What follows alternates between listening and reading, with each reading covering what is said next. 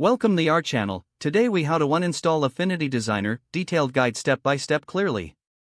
To uninstall Affinity Designer, begin by closing the application if it is currently open.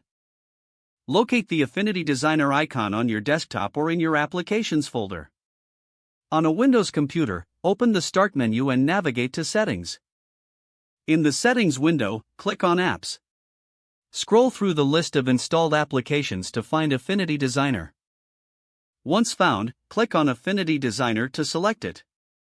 You will see an option that says Uninstall. Click on this button. Confirm that you want to uninstall by clicking Yes when prompted.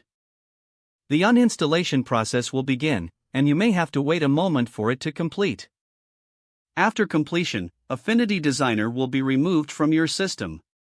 Next, check for leftover files to ensure a complete uninstallation. Open File Explorer and navigate to C:\program files or C:\program files, x86, but look for any remaining Affinity Designer folders and if you use macOS, open Finder and go to the Applications folder. Locate Affinity Designer in the Applications folder. Drag the Affinity Designer icon to the trash. To completely erase the application, right-click on the trash and select Empty Trash. You may also want to search for any configuration files.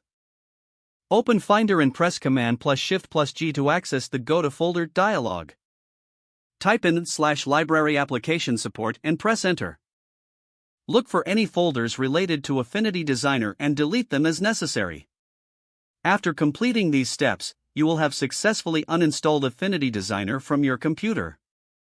If the page does not load, refresh the browser or try again in a private or incognito window. Make sure you are using the correct email address, then retype it carefully to avoid small typos. If your password is not accepted, use the reset option and create a new strong password you can remember.